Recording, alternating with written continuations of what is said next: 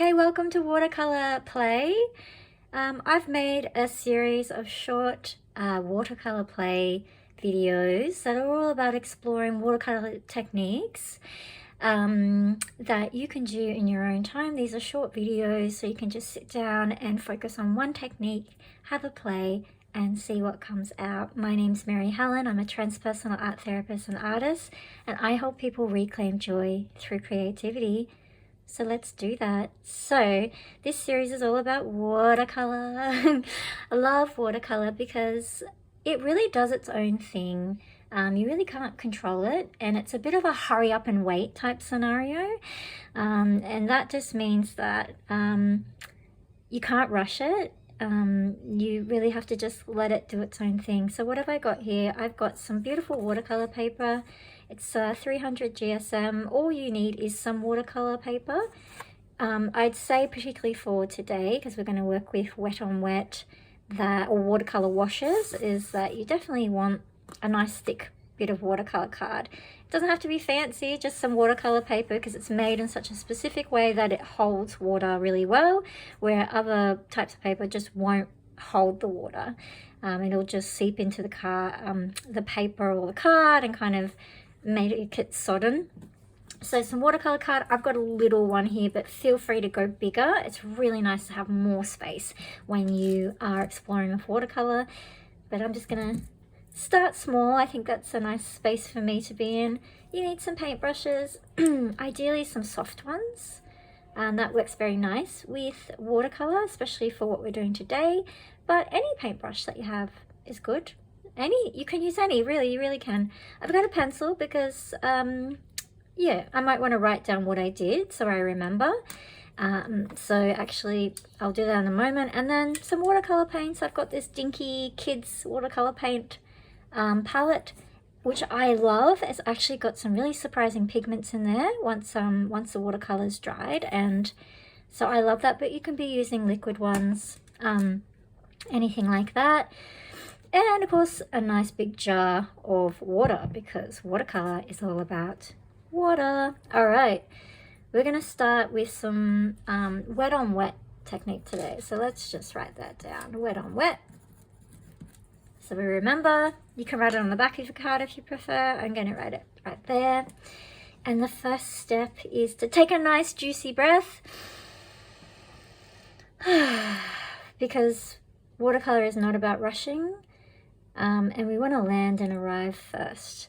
So first thing I'm going to do is wet my brush, and then I'm going to wet my watercolor sheet.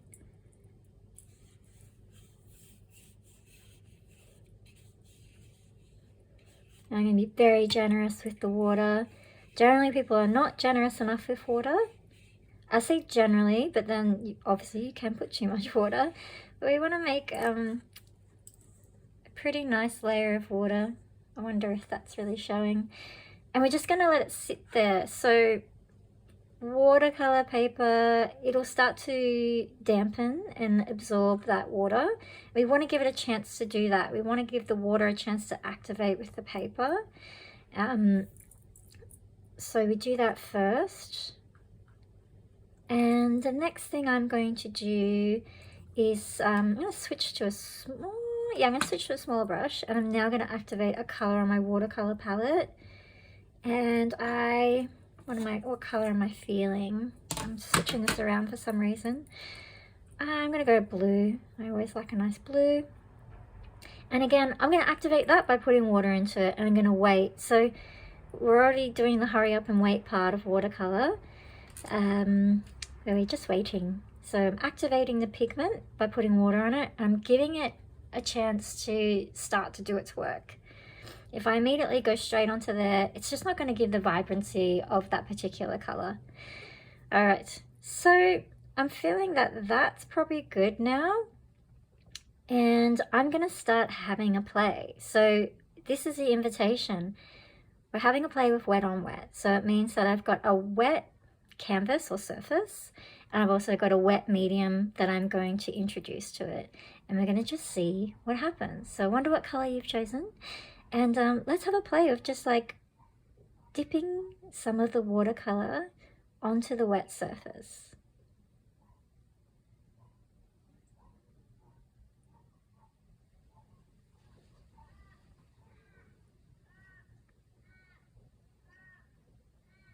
Yeah. Watercolor is such a performer. Like, you've got to be there from moment to moment to see what it does. It's really such a unfolding kind of medium. Whereas acrylic paint, you kind of put it on, and it's very immediate. And watercolor keeps changing, keeps moving, because that's the nature of water, right? It's gonna explore that page. So I can dip back into the same spots and just see if it keeps giving. So this is where it depends on water. So maybe I wet my brush and I come in and I just see what happens. Ooh.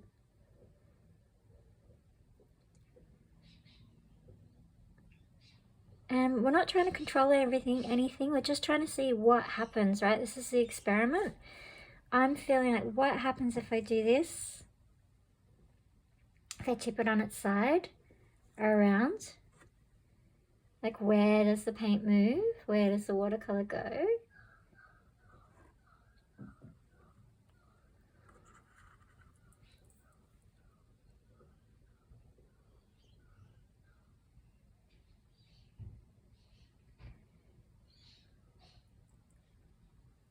All right, let's introduce another color maybe. So picking another color, I'm going for orange. And I'm going to give it a generous amount of water. And then instead of dabbing this time, I'm going to roll and just see what happens. I'm going to roll back and forward. I'm going to roll. So now this is playing with what your brush can do. Now I'm going to flick a little bit. That's kind of satisfying.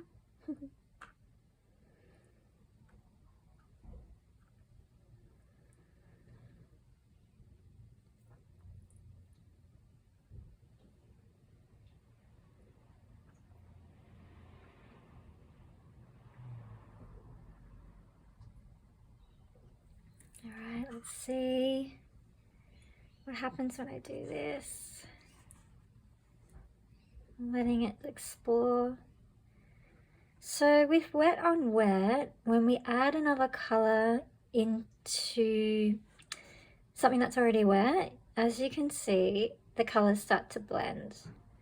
So as far as techniques go, that's mixing colors on the surface, and we won't know until this dries what that really looks like. But right now it begins to kind of muddy the colors a little bit, and it's not in a bad way. I quite like this kind of gray that's happening, but you will notice it changes, and then your job is just to notice how you feel about that, and then whether that's good or bad, maybe just let go of that.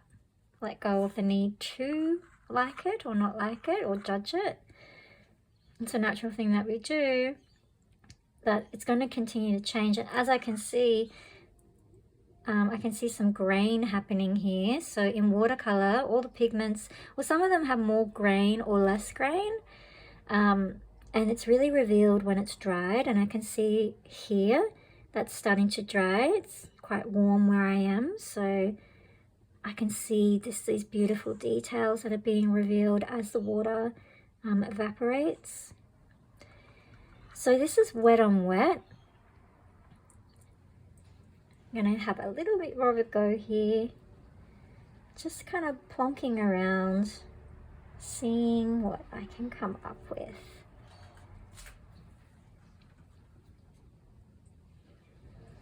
And you could add in another color, lots of colors, and just see what happens. I'm going to just stick to 2, keep it nice and simple, so I can just really see what's happening on the page.